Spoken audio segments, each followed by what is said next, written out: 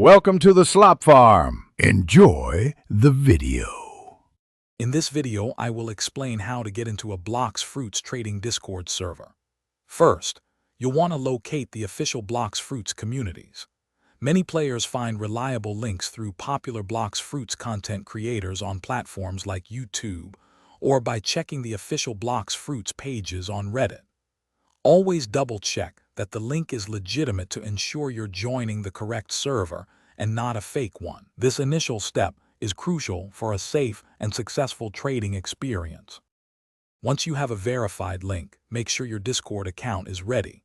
You'll need an active account with a confirmed email address. Upon joining, most official servers have a verification process, which might involve solving a simple CAPTCHA or agreeing to a set of rules.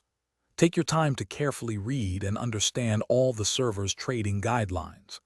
This step is vital for smooth participation and to avoid any accidental rule breaches.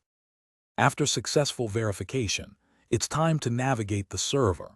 You'll find various channels dedicated to different aspects of trading, like trading chat for discussions or price checks for value assessments. Some servers require you to obtain specific roles to access certain trading channels. Look for instructions on how to get these.